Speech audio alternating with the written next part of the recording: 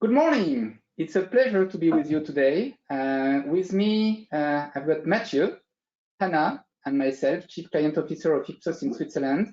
And you have selected to join us for a new series of webinars. This one is related to seniors, and you will see today we'll mostly speak about, in fact, mature adults.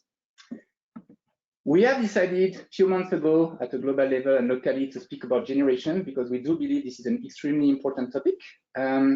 And we also believe we need to treat it seriously. And one way to do so is really to consider three different effects which explain changes. One which is related to what we call life cycle, periods, and cohorts. And Mathieu will definitely speak about this one much longer than me.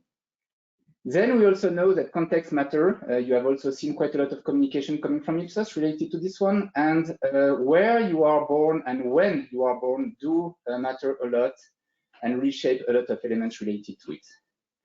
And the last one is really related to the fact that there are some elements we need to debunk, because definitely we are born and raised, for some of us, with the context that the population will grow, that will reach 10 billion, and that we really need to find ways to feed the entire population. But in fact, 36 countries are now losing population already, which means that we are definitely not in this track anymore.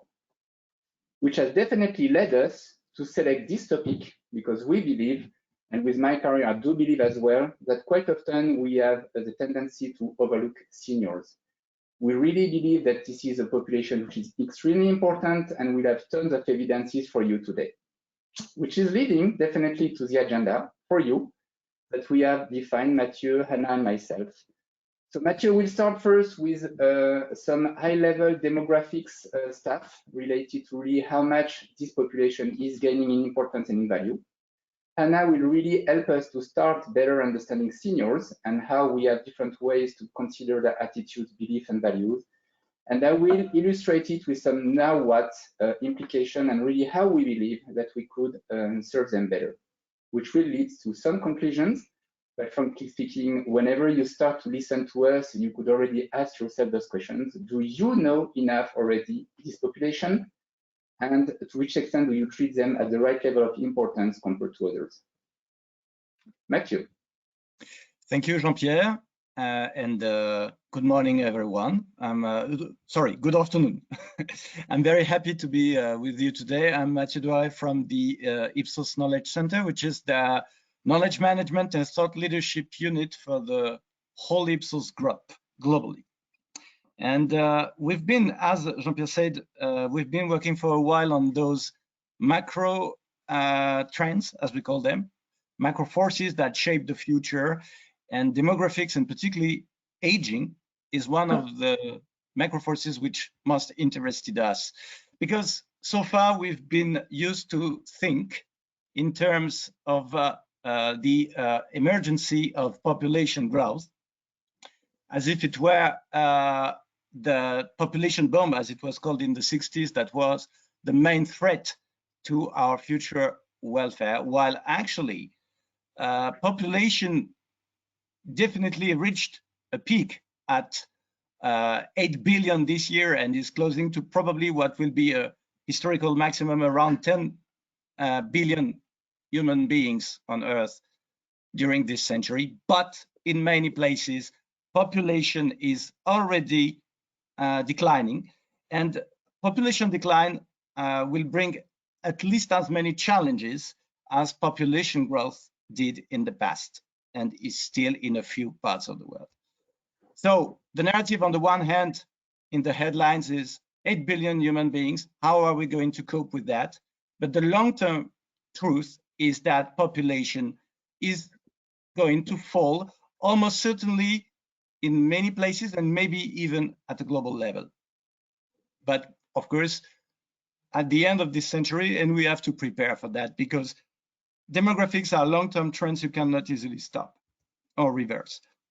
So if you consider, for example, the G7 countries, just to consider the largest economies on Earth, most of them belonging, of course, to the North, many of them being in Europe and North America. When you look at the trends for those 7 countries, only 2 would have an absolute growth of population during this century, the two ones in North America, mostly the United States and Canada, and yet there would be stabilization by the end of this century. Why? Because in all other countries, replacement rate is far away now, so population is naturally declining, and if immigration doesn't compensate for that, population is set for a decline in the long run. So if we consider Germany, for example, the median age is already almost 45 years old. Fertility is 1.5. Peak fertility has been reached many years ago, and we'll see that it has implications for the size of the various generations. Of course, people aged more than 65 are already 1 in 5, and in the middle of this century, median age will be closer to 50, and people aged 65 plus would be a quarter of German population. And it was only an example. There are, of course, countries where aging has been even more pronounced, particularly, of course, as we know, Japan and Italy, where there is population decline and very fast aging. The population aged 50 plus, which is the one we are most concerned about today, is already half the population in Japan and Italy, close to half in Germany, and more than a third in the UK and the US. And those are only examples because those are, of course, major markets. So to summarize, the media have been obsessed with millennials and Gen Z as potential disruptors, and they might be, even though maybe we overstate differences, as Hannah will show later. But in fact, aging might have an even greater impact on our markets. And one of the reasons why is because the elderly people, the people above 55, are far more affluent, actually, than people younger. This is basically due to two independent phenomena.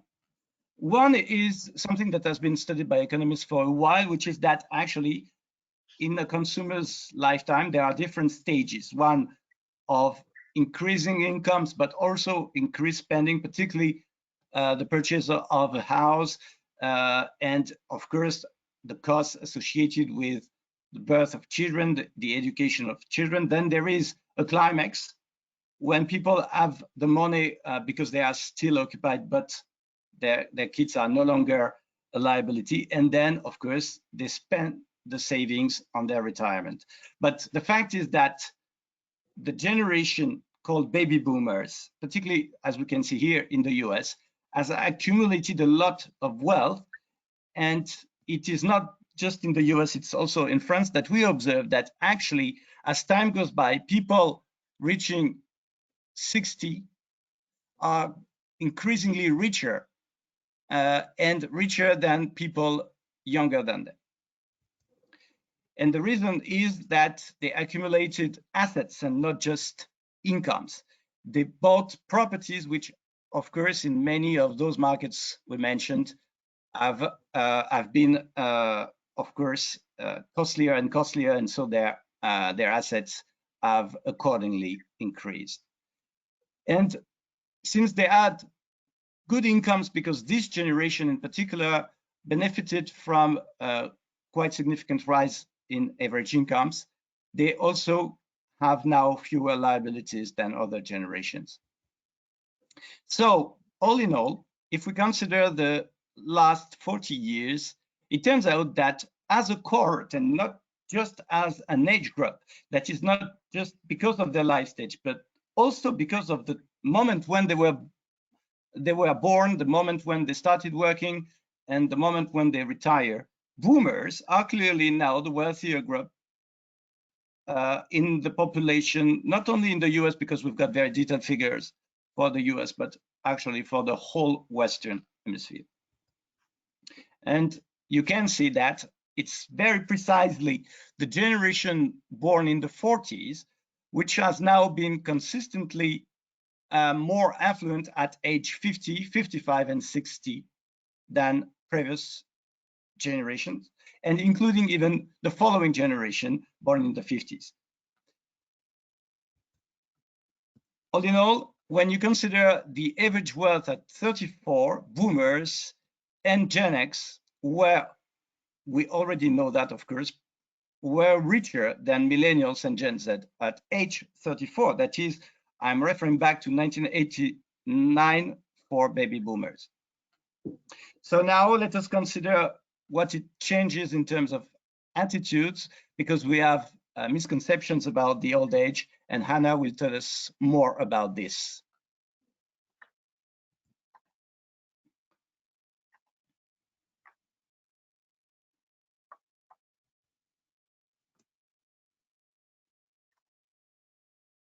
So I think you can see my screen now.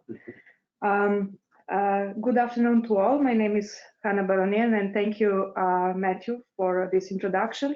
I'm leading public affairs unit in Ipsos, Switzerland, and our unit is in charge of providing research services for public institutions like international organizations, government, and universities.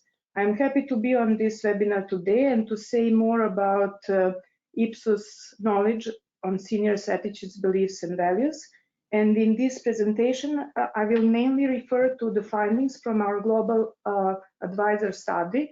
That is a monthly global tracker, which we conduct in more than 25 countries in the world. So when we start speaking about age, first question is actually what we define as an old age. And here we already come to the first issue, that age is a relative term and that it is defined by people. So when we look across all countries, and in this study we had more than 20,000 respondents, we can see that actually what is considered old really differ across generations. And not only across generations, also across countries. So for example, in India, the difference between generations is much higher in perception of old age than, for example, in a country like Italy. And when we speak about seniors, we unfortunately often talk about them in a negative light. So we see them as wise, but at the same time as frail and lonely. And it's not only what general population think. When we ask general population how they see that other important stakeholder groups like employers, marketers, media, even government value people, we see that actually the overall perception is that all of these groups tend to value people under 50 more than people over 50. And what seniors actually feel about their treatment? 1 in 3 seniors think that their age group is actually treated unfairly. And this share becomes even higher in Western economies. So for example, in France, every second senior is of this opinion, and in Germany, 2 in 5.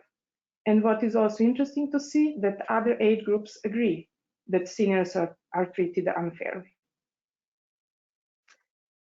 But how this perception actually impact seniors' perception about themselves? It seems that it does not impact so much, because 3 in 4 seniors are actually feeling happy about their life. And this percentage is even higher than among members of the next generation, Generation X. So more than Gen X, seniors feel free to do and say what they want. They also more frequently feel good about their mental health, to be in control of their life, being loved, and having meaningful life. And even they feel less stressed. So only 1 in 3 seniors feel stressed compared to every second member of Gen X. And overall, across all generations, what we are looking forward in old age, now thinking more about the positive side of old age, we basically see this stage in life as the one which offers opportunities. So we have more time to spend with friends, to do hobbies, to travel, and go to holidays. And there are some differences across geography in these views. So for example, people in Europe and North America, which you can see in this correspondence analysis chart, see more widely a positive aspect of giving up work. Then in countries like Asia and Latin America, people more emphasize becoming involved in their social and community life, while in East Europe and Asia Pacific, like Korea and Japan, more is stressed to have peace and quiet life, to have time for hobbies, leisure and travel, to have less stress, and even not doing anything. And unfortunately, old age is also connected with a lot of stereotypes, and these stereotypes are inhibiting and damaging for understanding the old people. We often see them as not interested in learning new things. We see them as not adaptive to something new, not being able to understand the latest tech speech, and also making a lot of errors when they try to do something new. However, the situation is actually quite different. And if we look at the UK data, we can see that frequency of internet usage has risen dramatically in the last 2 decades across all generations. So it's basically not true that seniors can't adapt to the new things. And also in other studies, we could see that they are actually tech optimists. There was like 44% of those 60 plus that think that technology is a threat, compared to 53% among young population 16 to 24.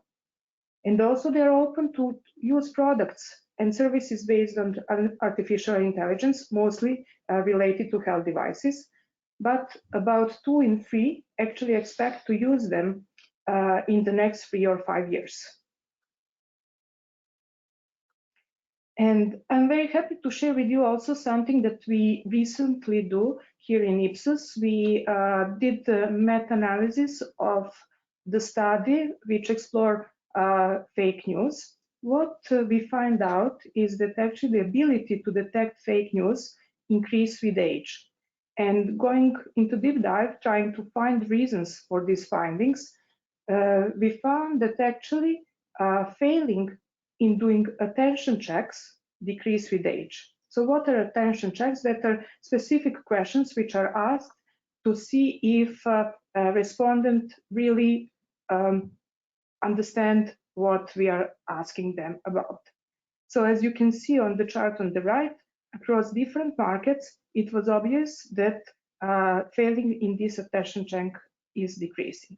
So what we could conclude is that actually old age is connected with higher attentiveness to what is read, heard, or seen compared to the younger generations.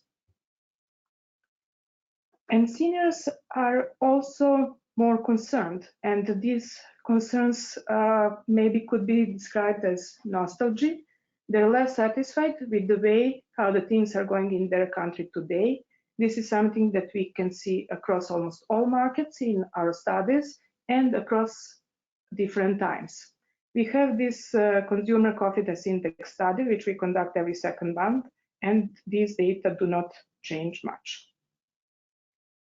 They're also less optimistic about their current and future financial situation, especially future, where only 1 in 5 seniors think that their financial situation will be stronger in a near future compared to every second member of Gen Z. They're also sometimes more conservative. That is especially the case in topic of migration, where seniors are more concerned about refugees and other types of immigrants, and less open to see their positive contribution in the country than younger generations. They're also less open to different sexual identities, especially toward transgender people. However, it's not always the case that they show conservative views. For example, in global study about abortion, we could see on the global level that actually seniors were more supportive toward legalization of abortion than younger generations, although this was not the case in all countries in the study. So for example, in US, we couldn't see this trend, while it was very prominent in France. And maybe the main surprise comes when we speak about climate change, because we can offer here views that young people are more environmental aware, but actually this is not something that we are getting through our studies. We get that seniors are the ones who are more worried. And it's not only that they are more worried, they are also more ready to take actions to mitigate the impact of the climate change, and they're less skeptic that their personal contribution will have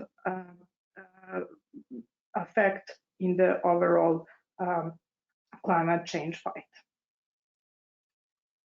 So I would like to conclude that we should not believe in all stereotypes about old age, and focusing on the negative aspects, we could miss the full picture. We can say that old people are concerned about the current and future financial situation, that they feel nostalgia, but at the same time, it seems that this life stage is connected with higher happiness and satisfaction with life, which is maybe connected with less existential problems and less existential issues. We can also still adopt new technologies and new things in old age, and probably that is mainly due to our attentiveness to information which are presented to us. So instead of looking at seniors as a potential problem, we might look at them as solutions. And giving them enough information, they will be actually able to use them. Thank you. I will give floor now to Jean-Pierre. Thank you, Anna. Well, you've understood that we are therefore more or less 2/3 of this webinar, which is quite interesting because it was faster than what we planned. But more seriously, if you have any kind of questions, please don't forget to put them on the chat box because we will definitely have time for them. Back to the story. So we hope that with Matthew, we started to remind you some stuff that you probably know, i.e. To which extent this population is extremely important in size as well as in wealth, and regarding the trajectory of the population in the world. And then Hannah was sharing with us some elements related to quite a lot of sorts of information we collect at Ipsos, but mostly three main sources: Global Trend, Global Advisors, and Essentials, which are respectively syndicated study we run on 50, 33, and 30 countries. And that's where she was definitely sharing with us what we believe, at least the three of us, what could be very interesting when it comes to really some elements which are demystifying thoughts we have related to this population, and after debunking other ones. That's therefore now for me to try to inspire you when it comes to some potential implications, and that's the now what, which we definitely wanted to have a discussion at. The first one, as marketers, as persons who are impacting the advertising industry, is as simple as not ignoring them, because it's quite appalling to see to which extent, in fact, we as a society, we are simply brushing out a lot of persons in the media environment. So those numbers definitely show us to which extent media's films and so on are not really portraying elderly people as much as they should be, because you keep in mind the percentage of those ones. There's some elements related to gender balance as well, as you can see, but that's not the topic of today. This picture honestly applies to the US as well, and here we have simply selected something related to the size of the population compared to the images which are really captured on the media. So that's something which goes beyond us, but when it comes to advertising, we'll have a couple of pages on this one, but the first one, once again from the UK, is as simple as we have only 6% of people in advertising who are over 50. And as a reminder, 37% of the UK population is aged above 50. Which has led us to assess to which extent, in fact, we have as well the same picture when it comes to the copy testing and pre-test that we do at Ipsos. And this is a very recent extract from 2023 to 2023 from our Ipsos Creative Spark methodology, which is pre-testing. And there's only 10% of the ads which we test for our clients, for you, where seniors are really presented with a primary role. We, of course, started to make some breakouts, and some of those ones are pretty obvious. So when it comes to the fact that this proportion is higher in North America or Western Europe, We believe it makes total sense simply due to the size of the population and the ratio associated to elder population. Health and pharma, probably no surprises, but I will let you make your own conclusion when it comes to some sectors like beauty or pet care, and I will come back to it in a second. The third one aspect of it, so the first one was let's broadcast them, the second one, let's picture them when it comes to communication, is the fact that they have noticed it. So this is one of the 3 studies I was mentioning, so this one is essential, so once again, 13 countries, online, large sample size, and so on and so forth. But they really tell us that they are not as well represented probably in communication as what they should be. And they have noticed it because you can clearly see the differences across generations.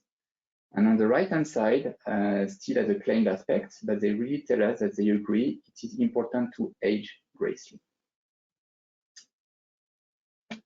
One root cause potentially, but I will not tell you too much to this one, might be related to the way we investigate stuff, and that's one of the takeaways we may decide to take from this webinar. Another one is how we work on it, so there would be a full section and chapter related to as well the place of elderly population, mature adults in the professional business and environments. That's not once again the topic of today. But when it comes to the advertising industry, you could see this one. Another number which could be quite interesting is 95% of those professionals are in fact below 50-year-old. So we have definitely already started to have quite a lot of stereotypes, which for some are correct and others are definitely wrong. And we need to dispel those ones. So let me try to give some examples on what we believe can be done, should be done, and let's rephrase. So one of the reasons why, or some assumptions why potentially we do not portray them as well as what we should do in our communications might be the fact that we believe, hey guys, in fact, they lack some kind of technological skills. Well, we have tons of evidences, those numbers are public, but we do know that the online penetration has really been rising significantly, and Anna was just mentioning some of those. The same applies to smartphones and the same applies to social media. What might be maybe more interesting is the fact that we much more believe that there are different usages of the different media. And this is an outcome of a study which has been prepared by our French colleagues recently, with something like 2,000 persons who responded to it. And the main takeaway of this one is mostly the fact that boomers are in fact using social media for different reasons than Gen Z. Some of those ones, once again, you could tell me are pretty obvious. So yes, there's something related to how to bond and to exchange and to share on passion when it comes to younger generations, and something related to the Reddit and Twitter of this world. But there's definitely the family dimension and keeping the connections, which do apply to persons above 55 in this case. A second aspect related to the fact that we may not see them or advertise them as much as what we shall do is the fact that we say, well, they are physically weak. We cannot say the reverse. Yes, of course, when we age, some kind of elements of our body are affected. But we believe that there's much more stuff related to, once again, some of those stereotypes are wrong, because we know that they do exercise quite a lot, and we have just selected a US number here, but it does apply to multiple other countries. We have evidences of some studies we do so for sports companies, cannot allow to display them. But what is pretty clear is the fact that they do have other practices, and that's why we have selected, for instance, when they went to the gym, and here we do see. So the takeaway on this one is definitely age matter when it comes to physical performances and so on, but the way they practice and keep shape is definitely different. Another aspect which could potentially explain all those things would be, hey, mental inferiority. Yeah, well, once again, I'm obliged, unfortunately, to agree that there's tons of things which are obvious. So aging, yes, that generally leads to declines. And Anna was mentioning some elements just before on cognitive aspects. Also, we have seen that their attention is working differently. But there are some stuff which are interesting, and for some of our clients, and by the way, just post-COVID, we have definitely seen that the population which has been hit the most on the psychological standpoint and which was the most affected were our younger generation. So here, this study starts at 18, but we did some tests as well for persons who are even younger than this and teenagers, and they were much more affected than COVID than, by the way, boomers. Which is leading to another idea and concept, which is, of course, and you could see the storyline which is behind the physical dimension, the psychological dimension. And I personally quite love these quotes because in this study, we're asking them on an agreement scale, I feel good both physically and mentally. And I'm delighted to see those numbers because we could see that mature adults are just as likely to feel good physically and mentally as millennials, which I believe, once again, when it comes to the way we describe them, we depict them, we present them on communications, could be interesting. Another one, inactive. Inactive, so we always need to have a little bit of a joke and some fun stats here. We have selected intentionally something which could remind us few nice things, but for instance, 2 in 5 in the US are telling us that they are active, sexually speaking, which is extremely interesting because when it comes to younger generations, millennials or Gen Z, in fact, they are less. So is it something that we're having in mind? I'm not sure. When it comes to the previous comment that I've made when it comes to technology, in fact, they do use as well quite a lot of elements, and dating apps is something which is as well used extensively when it comes to finding a partner, and the different platforms which we know are definitely something they use or they have been using to help them. Which is leading once again to a provoking number, and you will select the one you want to bring with you when leading this webinar. But 2/3 of 65 plus UK colleagues and friends and citizens feel they do not have enough sex, and 1/3 would be happy to have more and to have sex during a first date. So once again, let's debunk some stereotypes and keep some elements interesting as well. Another dimension after, back to what I was mentioning before, some physical differences, mental differences, and being less active, the perception of being lonely. So on the left-hand side, and on one hand, yes, definitely, once again, the association of advertising is telling us, confirming us that we are not doing always a great job, because 7 in 10 of 50 plus are depicted in isolated situations, so the setting where we show them. And yes, they are more living alone than the rest of the population, and we have also seen quite a lot of scenarios and statistics where definitely single person households are much higher when it comes to age. And the fact that, by the way, we also know that poverty is affecting more elder population. On the other hand, there's also the perception of it. And we have a question which is including something like, by memory, 20 mood states. And the question is, which of these words describe your state in mind, right? And among the 21, they should select at least 3.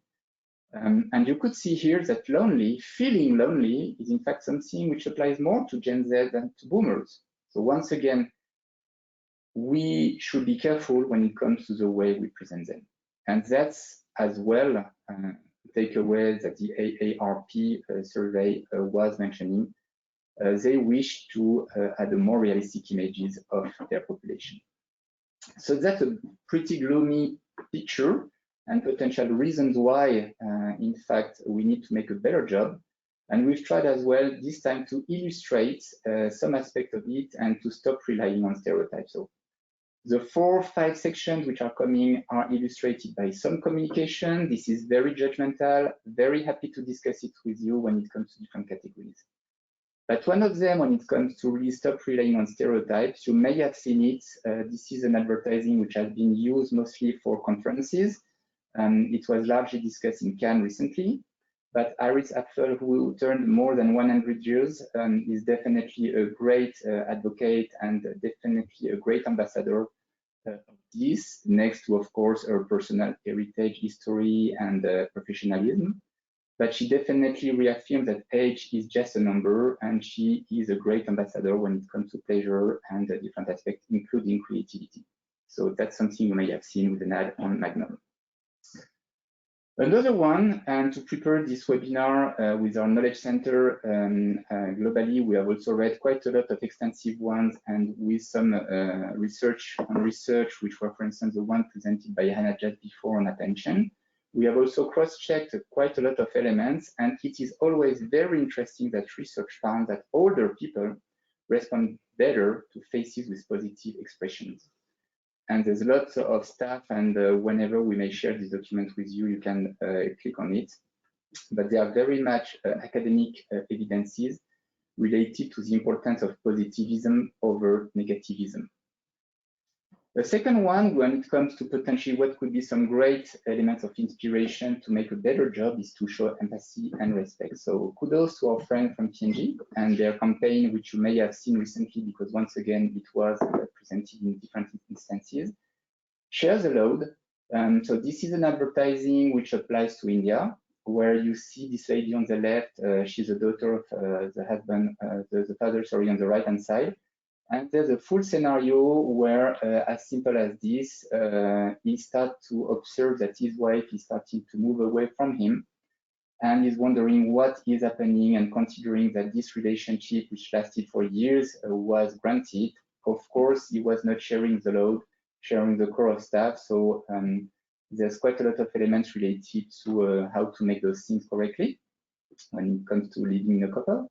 But what is probably very interesting on that one, and that's why probably this advertising was performing extremely well with consumers in India. And as you can see here, it belongs to the top 10% of the most effective ads, including with breakouts among elderly person, is the fact that it's definitely resonating well. And the woman is definitely showing respect, and that's something which is very, very much appreciated. So there were multiple elements. Of course, the category was related to it. There's a gender balance dimension, but there's also an age element, and they were all tackled on a very nice way. Kudos as well to our friends from L'Oréal, potentially, because there are a lot of noticeable examples. Once again, when we were preparing this webinar, we had extracted some communication we did some years ago related to it. I have the impression, without having quantified it, that a lot of progress was made, but there's a lot of agencies and hero brands and persons who are really now the ambassadors of great companies and great brands, and that's something which is really nicely done. Another one would be to be more authentic. So we decided not to show the full ad here, simply because in this instance, there's a story which I will describe after with cars. But what is very interesting here is the fact that the relationship between a mother who is driving a car with her daughter, and then she's able to get the telephone number of a fantastic guy whom they are just meeting at a petrol gas station, is related to cars. So there's definitely something right when it comes to the target, but there's also something which is definitely in the interest of the brand, because here there's a bit less of greenwashing stuff. It's not a matter of being politically correct, we believe, but it's really a matter of describing them well, being more authentic to really break through the curtain. One which is potentially another one you may have seen, and on the bottom left of this page you will have the links which enable you to have access to those ones. But really creating meaningful content is something which we believe, I believe at least, potentially even more important. And this communication, which has been done by Airbnb, is a 30-second or 60-second ad which was aired, where you really see persons who are probably retired, and they just rent different places, and there's lots of great messages. Yeah, something turned wrong. Sorry for this. Related to the fact that they can really have different ways to travel, different ways to take vacations. They have the economic power, which Matthew was describing us, and all those elements bringing them to make it possible by host, and very strong performances of this communication. We decided to take quite a lot of time when it comes to communication because we believe there's quite a lot of work to be done, but I will try to inspire you before closing this session with some elements related to innovation, pack, product, and promotion. I've started to allude to it, but more than speaking about age, we may probably need to focus more on their needs. And interestingly enough, of course, consumers do agree that that would be something pretty good for us to do. And just to illustrate once again some of the dimension, because we know from some category usage attitude surveys we do for some sectors that there are clear differences. But you could definitely, once again, unbank some elements related to ownership of cars, for instance, from this study, 2022 car buyers journey. The average year of persons who are buying a brand new car, so the new is important, is 50-year-old. I cannot share with you those statistics, but we also know that there's a pretty high percentage related to electric cars. We've just seen on the previous one travels and the fact that they reflect to a very interesting targets. They travel less than Gen Z. That's a percentage we could have shown you. So compared to others, because younger generations do travel more frequently, they do travel more abroad, and usually they go outside of the country more than elder populations. But this is a segment which is growing fast, and they have different expectations. The same would apply differently to leisures. I'm sure that our client from the financial services would not agree with this, simply back to the fact that there are different questions associated to age and wealth. One question, and of course I do invite you to engage with our user experience colleagues, but have we designed products accordingly? And what is the power of inclusive design? There are some elements related to e-commerce, visibility, readability on pack, which are obvious. There are some elements associated to the way they navigate and the ability to read those things and clear instructions. So as a personal plea, if you want to make my mother happy, please do enhance and increase the size of the fonts of some of your packs, because she was quite often telling me that this is a message I should pass. So hi, mommy. But joke apart, she was also telling me, and I know it's just a qualitative comment, but she decided to not buy one recipe once because she was simply not able to read what was there. When it comes to pack, we did as well usage and attitude when it comes to beverages and alcohol. And one thing which was personally striking me is how successful small formats of champagnes do perform with seniors. So is it related to the fact that they are potentially less able to carry those ones? Maybe. Is it something which is related to the fact that, back to the lonely comment and being alone in the household, they are more appropriate to them? Probably as well, but very interesting. When it comes to the second one on HEPAR, that's something associated to the size and the benefit, because we know that we need more magnesium when it comes to later age. So recipes here are definitely the fact that size of writing, claims, logo, and not overcomplicating packaging is important.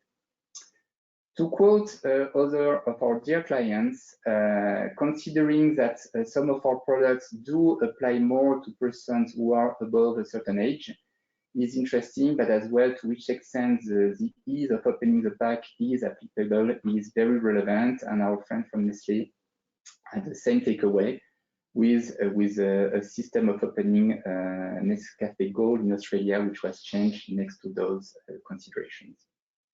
Promotion. So on a very basic way, recent promotions which I've received from my inbox. The question could be as simple as, we have observed that simply purchase frequencies of elder populations do differ. Next page.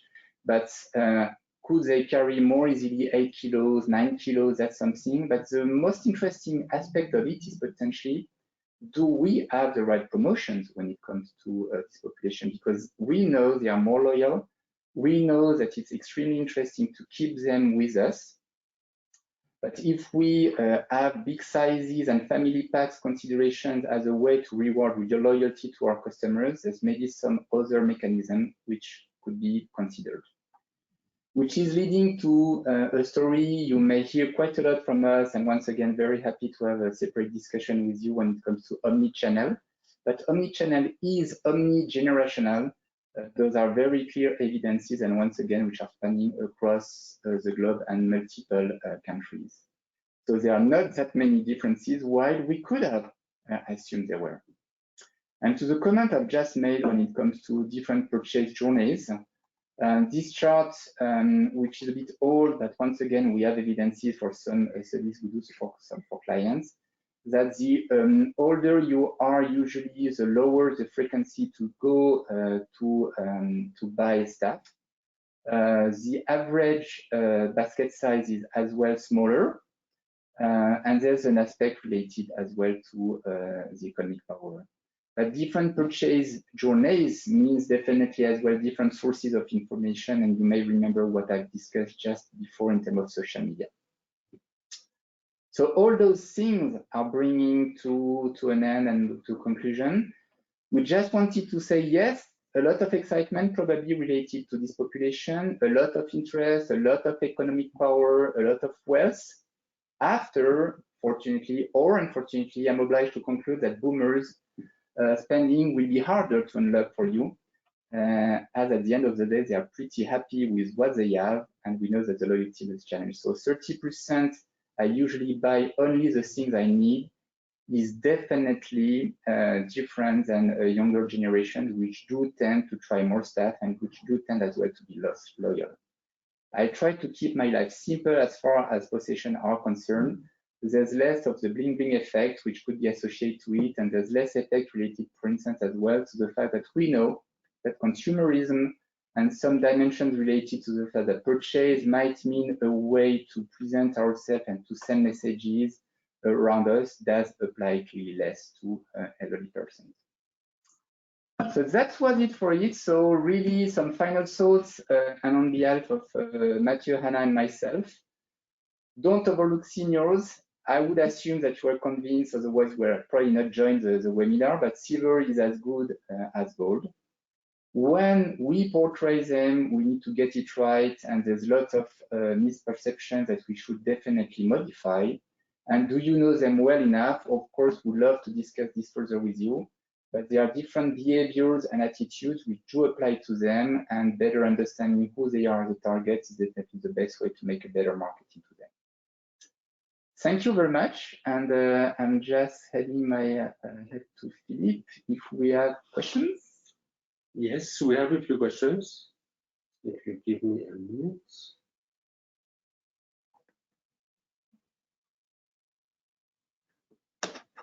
Okay, we have a question from Sergio. That's making this comment that in the tech industry, there's lots of preconceived ideas about seniors being mostly seen as less techy. Do we have any example of brands in tech that overtly went after seniors and being successful doing so? Thank you, Sergio. I believe you would probably know it better than us, considering which industry you work with.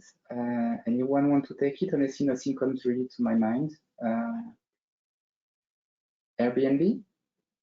Well, it's, yeah, if we consider the tech dimension of it, that's probably something which applies. Yes, I do agree. Sorry, Sergio. And there is simple tech, of course, which is that basically due to the UX challenges specific to this audience, there are a number of editors who've come up with very interesting solutions to enable them to better use the mass market apps. We will publish a paper on this topic quite soon at a global level, so wait for it. We've got something to say about that as well, because accessibility is a major topic those days in the UX sphere.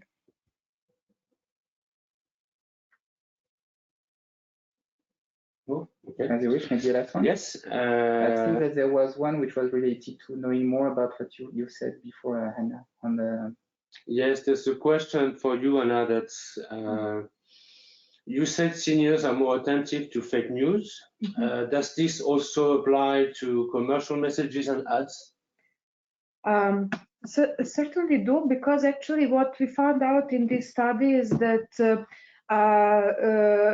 this is the way how seniors and the other generation react to attention checks. So they are not connected with any specific topics. So in that sense, actually, seniors are generally more attentive.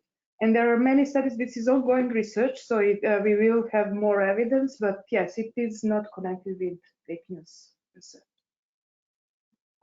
Good. Well, thank you for your time. I realize indeed that we passed by 4 minutes already the commitment we had with you. So thank you so much for your attention. Thank you so much for joining us. Matthew, Hannah, and myself, as well as the rest of the team of Ipsos in Switzerland, we are there to help you and to further continue the discussion. Don't hesitate to reach out. Have a lovely day. Thank you. Thank you.